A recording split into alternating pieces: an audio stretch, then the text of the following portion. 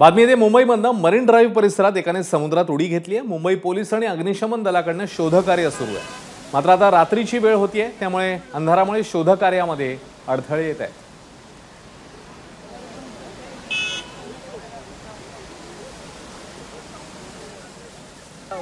Actually में sir हम लोग यहाँ आके हम सब लोग बैठे थे, सब लाइन से बैठे थे, तो एक अंकल आया, बुड्ढा है वो, बुड्ढा भी हो चुका है, तो इधर से सीधा उतरा, वो उतर के जाके उधर सीधा वो चले गए। मतलब हम लोग को लगा ऐसे मतलब बैठने के लिए जा रहे वो, बट वो बैठने के लिए नहीं गए थे, वो सुसाइड करने के लिए गए। उधर जाके सीधा मतलब पानी में कूद गया, वो पानी में उतर गया। उतरने के बाद वो पानी मतलब जितना उसको ऊपर फेंक रहा है वो मतलब डुबके लगा रहा है, हाथ भी उसने ऊपर नहीं किया और कुछ आवाज़ भी नहीं दिया उसने।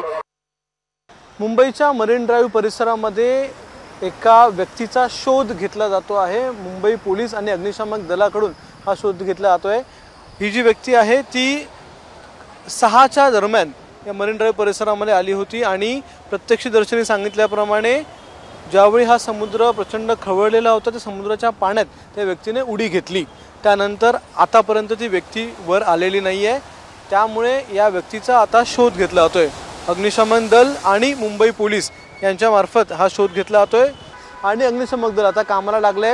या व्यक्तीचा शोध घेतला जातोय। आतापर्यंत तरी त्याचा शोध लागलेला नाहीये, मात्र याचा शोध हा अंधार पडेपर्यंत घेतला जाईल। त्यानंतर उद्या सकाळी पुन्हा एकदा शोधकार्य सुरू केले जाईल असं सांगण्यात येतं आहे। त्यामुळे मरीन ड्राईव्हच्या किनाऱ्यापासून लांब राहा आणि ज्यावेळी जास्त पाऊस असेल, ज्यावेळी जास्त सोसाट्याचा वारा असेल, मोठी भरती असेल, अशा वेळी या ठिकाणी येऊ नका असं वारंवार आवाहन हे पोलिसांकडून केलं जातं। कारण की इथे येणाऱ्या प्रत्येकाचा जीव हा धोक्यात असतो, त्यामुळे या संपूर्ण समुद्र किनाऱ्यापासून थोडंसं अंतर ठेवूनच पावसाची मजा घ्या असा देखील आवाहन आता पोलिसांकडून करण्यात येते।